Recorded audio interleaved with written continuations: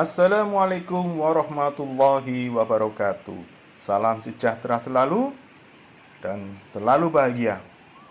Pemirsa yang saya sayangi, kali ini kita bersama dengan channel Mencari Jejak 70 akan menelusuri sekilas tentang sebuah nama besar, yaitu Sumolangu. Sumolangu identik dengan kota Kebumen. Nama Sumolangu tidak asing di telinga warga Kebumen dan sekitarnya. Di samping itu, nama tersebut sangatlah tua. Juga nama yang sangat berjasa bagi rakyat Kebumen, terutama yang berkaitan dengan syiar agama Islam. Sumolangu mulai muncul menurut banyak sumber diperkirakan tahun 1475 Masehi. Menurut penemuan prasasti batu Zamrud Siberia berbobot 9 kg yang berada di dalam pondok pesantren Al-Kahfi Sumolangu. Untuk lebih jelasnya, mari kita lihat tempatnya lebih lanjut.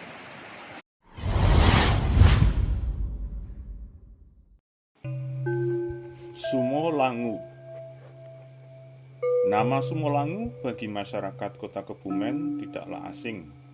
Sumolangu identik dengan masyarakat Kebumen yang penduduknya mayoritas Muslim. Dan kebetulan Sumolangu sendiri merupakan penyebaran agama Islam. Nama Sumolangu merupakan nama sebuah tempat atau wilayah. Nama Sumolangu lebih merujuk kepada sebuah nama pondok pesantren tua yang berdiri di kota Kebumen. Al-Kahfi Sumolangu. Begitu nama besar itu muncul sebagai pondok pesantren yang tertua di kota Kebumen. Menurut catatan sejarah, bahwasanya tempat itu berdiri sejak tahun 1475 Masehi. Atas dasar mengerucut kepada sebuah prasasti batu Zamrud Siberia seberat 9 kg yang di dalamnya menuturkan berdirinya Sumolangu. Ciri khas daripada berdirinya pondok pesantren yang didirikan pada awal permulaan Islam masuk di Nusantara adalah dipastikannya adanya sebuah masjid, dan pendirian masjid ini disesuaikan kebiasaan waktu atau masa tersebut. Antara masjid dan pondok pesantren saling terkait, merupakan bagian daripada pendirian sebuah pesantren yang saling berhubungan. Di dalam prasasti itu sangat jelas memuat berita tentang masa pendirian. Di dalamnya tertera tanggal 25 Sya'ban 879 Hijriah atau disamakan dengan waktu Masehi adalah 1475 Masehi. Jadi diperkirakan bersamaan masa pemerintahan dari Raja Majapahit Kertawijaya atau Brawijaya pertama yang memerintah tahun 1447 sampai 1451. Setelah 27 tahun masuk ke tanah Jawa, Syekh Syed Abdul Kahfi Al-Hassani barulah mendirikan pondok pesantren Al-Kahfi Sumolangu. Mengapa beliau menjadikan nama itu Sumolangu yang lebih merujuk kata Jawa atau bahasa Jawa? Tim dari channel Mencari Jejak 70 belum mendapatkan informasinya. Sebagai kilas balik sejarah beliau adalah Syekh Syed Abdul Kahfi Al-Hassani ketika berusia 17 tahun menurut cerita pernah menjadi panglima perang di Yaman selama 3 tahun. Setelah itu beliau tinggal di tanah haram Mekah. Kemudian di usia 24 tahun beliau berangkat ke tanah Jawa untuk berdakwah atau menyiarkan agama Islam. Pendaratan pertama kali menurut kepercayaan yang ada sampai hari ini adalah beliau mendaratkan kapalnya di pantai Karangbolong, Kecamatan Buayan, Kabupaten Kebumen. Setelah beliau berjalan bergerak menyusuri wilayah demi wilayah menuju ke arah timur, beliau mengislamkan seorang resi Dara Pundi yang kebetulan tinggal di sekitar Candi Karanganyar, Kebumen. Dan setelah itu mengislamkan kembali seorang resi yang lainnya bernama Resi Danu Tirto di desa Candiwulan dan desa Candimulyo, Kebumen. Yang terakhir kalinya beliau berdakwah di wilayah Sumolangu, dan di tempat itu masih merupakan hutan belantara. Di dalam wilayah itu beliau berdoa dan meminta sesuatu kepada Tuhan agar suatu ketika akan mendirikan pesantren di tempat tersebut, dan berdoa semoga Allah Subhanahu wa taala mengijabahi apa yang beliau doakan. Setelah memasuki wilayah Kebumen, beliau bergerak ke timur sampai memasuki wilayah Jawa Timur. Beliau akhirnya tinggal di wilayah Surabaya atau di Ampel dan membantu Sunan Ampel berdakwah selama 3 tahun lamanya. Dan telah ditugaskan oleh Sunan Ampel untuk pergi ke Demak, yaitu salah satu wilayah penyebaran agama Islam, tepatnya di wilayah Sayung, untuk berdakwah lebih lanjut. Dan kelanjutannya menuju ke wilayah Kudus karena diminta oleh para petinggi-petinggi Muslim di sana untuk bergerak mendakwahkan wilayah tersebut menjadi Muslim. Di Kudus, menurut kepercayaan dan keyakinan juga tutur tinular, beliau juga ikut serta dengan peristiwa adanya Masjid Bubrah. Suatu ketika, pemirsa semua akan kita perlihatkan tentang Masjid Bubrah, ceritanya dan juga filmnya di konten YouTube lainnya. Syekh Syahid Abdul Qafi Al-Hasani di Demak, beliau menikah di usia 45 tahun, cukup sudah punya umur.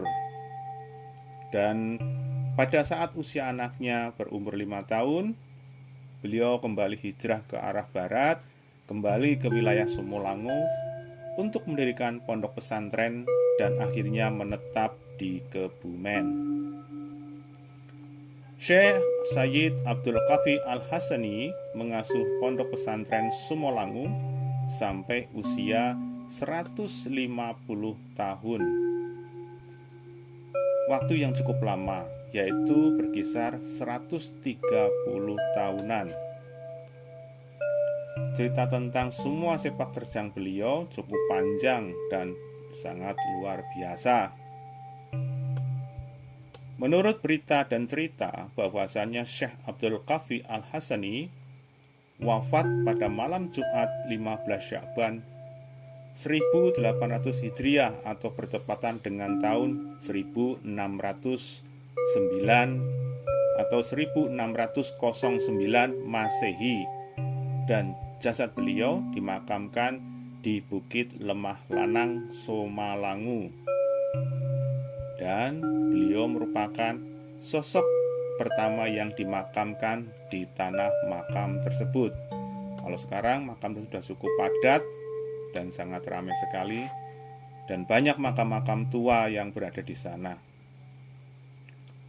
Di masa perjuangan, Sumolangu dan Pondok Pesantren Sumolangu juga turut serta berjuang melawan kependudukan Kompeni Belanda, sehingga banyak melakukan perlawanan-perlawanan yang ada.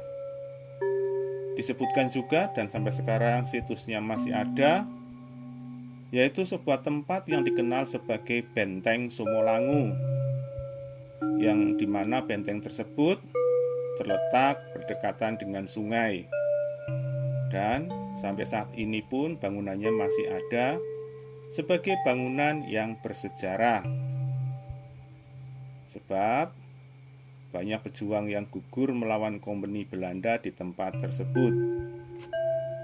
Sampai di tempat tersebut dituliskan sebuah tulisan yang berhuruf bahasa Belanda yang menuliskan bahwa di tempat tersebut terjadi peristiwa besar perlawanan rakyat Kebumen, khususnya rakyat Sumolanggu melawan pendudukan Kompeni Belanda.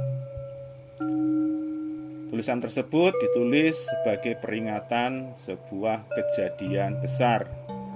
Dan sekarang tulisan itu sudah mulai rusak dimakan usia. Bagi para pengunjung pondok pesantren tertua di Kebumen dan makam Sumolanggu, berziarah akan melakukan kunjungan ke makam tersebut bisa melakukannya dari kota Kebumen.